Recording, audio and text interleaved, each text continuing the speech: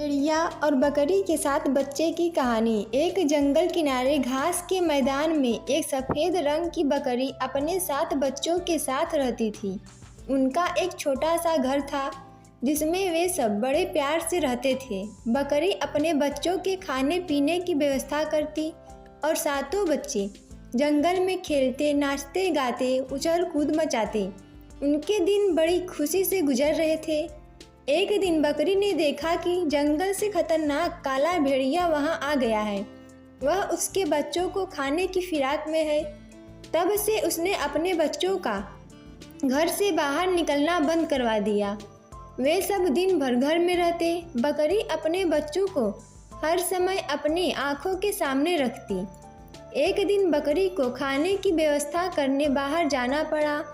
जाने से पहले उसने बच्चों को हिदायत दी, मेरे प्यारे बच्चों, घर से बाहर मत निकलना। खतरनाक भेड़िया आसपास ही घूम रहा है। कोई भी दरवाज़ा खटखटाए तो बिना पूछे दरवाज़ा मत खोलना।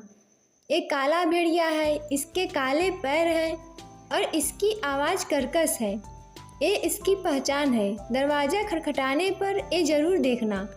इतना कहकर बकरी चली गई। 7 बच्चों ने घर का दरवाज़ा अच्छी तरह बंद कर दिया और अपनी माँ के लौटने का इंतजार करने लगे। भेड़िया घर के आसपास ही था। उसने बकरी को घर से जाते हुए देख लिया और बच्चों को खाने के लिए उसके घर पहुंच गया। घर का दरवाज़ा बंद था। उसने दरवाज़ा खटखटाया। एक बकरी का बच्चा दरवाज़ा खोलने के लिए जाने लगा तो सबसे बड़े बच्चे को अपनी माँ की बात याद आई और उसने उसे रोक दिया। फिर अंदर से ही पूछा, कौन है? भेड़िए ने उत्तर दिया, मैं तुम्हारी माँ हूँ मेरे प्यारे बच्चों। बकरी के बच्चे उसकी आवाज़ पहचान गए। वे बोले, नहीं, तुम हमारी माँ नहीं हो। हमारी माँ की आवाज़ मीठी है और तुम्हारी कर्कश। तुम काले भेड़िए हो, चले जाओ यहाँ से। भेड़िया वहाँ से चला गया। वह सोचने लगा कि कैसे अपनी आवाज़ को मीठी बनाऊं। तभी उसे मधुमक्खी का छत्ता दिखाई पड़ा। उसने सोचा कि मीठा शहद खाने से मेरी आवाज़ मीठी हो जाएगी। उसने झपट्टा मारकर मधुमक्खी के छत्ते को तोड़ दिया। मधुमक्खी उसे काटने लगी। फिर भी किसी तरह उसने शहद खा लिया। शहद खाने से उसकी आवाज़ मीठी हो गई। वह फिर से बकरियों के घर में गया और दरवाज़ा खटखटाने लगा। बकरियों ने पूछा, कौन है? भेड़िया मीठी आवाज़ में बोला, मैं तुम्हारी माँ हूँ। प्यारे बच्चों, दरवाज़ा खोलो। सबसे बड़े बकरी के बच्चे ने दरवाजे के नीचे से देखा तो उसे काले पैर दिखाई पड़े। वह समझ गई कि वह भेड़िया है। वह बोली, तुम हमारी माँ नहीं हो, दुष्ट भेड़िए हो। हमारी माँ के पैर सफ़ेद हैं और तुम्हारे काले। भागो यहाँ से। भेड़िया वहाँ से चला गया और इस बार खुद पर आटा डाल कर आया। आटे के कारण वह सफ़ेद हो गया था। उसने घर का दरवाज़ा खटखटाया और बोला, मेरे प्यारे बच्चों, दरवाज़ा खोलो। देखो तुम्हारी माँ तुम्हारे लिए क्या क्या लाई है।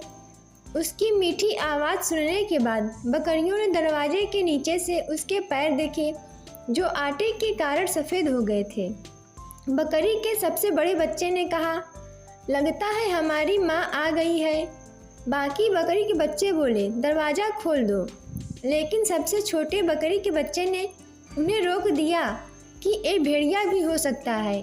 दूसरी बकरियों ने उसकी बात नहीं मानी तो वह अंदर के कमरे में जाकर छुप गया।